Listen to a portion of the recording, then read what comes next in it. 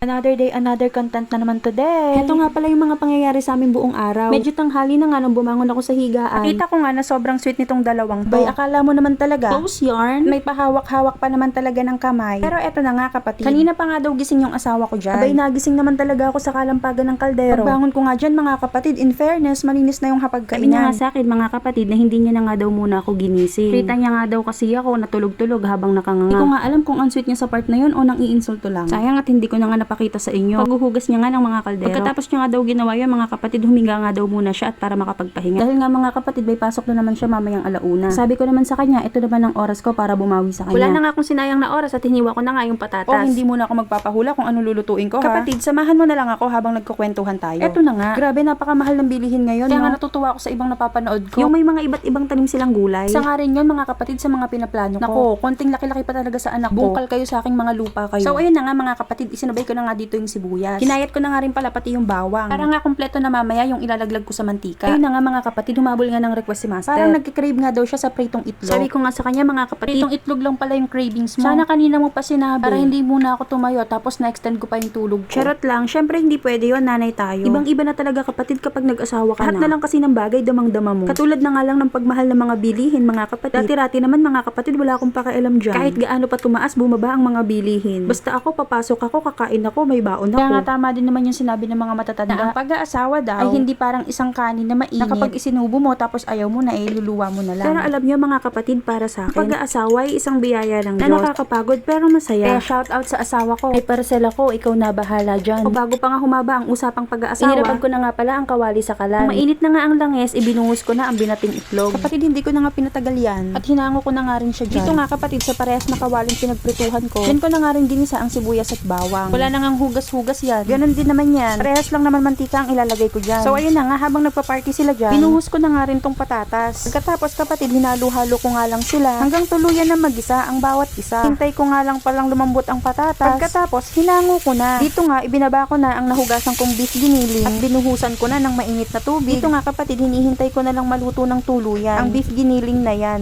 Sa mga puntong to mga kapatid, nung nakita ko nga na husto na ang pagsiswimming niya sa kumukulong tubig, tsaka ko naman ngayon nilagay ang butter para much better. O diba, panindigan na yung mga rhyming na yan. Binuhos ko na nga pala ulit yung patatas dyan mga kapatid. Pagkatapos nga inilagay ko na rin itong mga frozen veggies. Naisip ko nga nakastock lang sa rep, baka masayang lang. Sabi ko nga bawal magsayang, mahal ang bilihin. Pakiramdam ko nga okay na siya. Pinisaan ko na nga siya ng tomato paste. Hinalo-halo ko nga lang yan hanggang mag-properly mix. Pagkatapos binuhos ko na nga ang hot water. Hinalo-halo ko nga lang yan dyan hanggang lumambot na nga ang karne at gulay. Pagkatapos kapatid, tinakpan ko na siya dyan. Nung naririnig ko nga na nasa kabilang banda na ang hinahanap ko, nuksan ko na nga at nakita ko ngang luto na ang pamparampampam. Ay ang beef giniling pala. O kapatid, takpan ko muna. Tatawagin ko muna sila. Pakuha na nga muna ako ng dahon ng saging sa asawa ko. Abay syempre, bukod nga sa nakatipid ka sa hugasin, ay masarap naman talagang kumain sa dahon ng saging. Hindi ko na nga pinatagal to at naghain na ako para kako maituloy ko yung tulog ko pagkatapos nito. O paano ba yan mga kapatid? Luto na nga ang beef giniling at pritong itlog. Kakain na nga muna kami kapatid.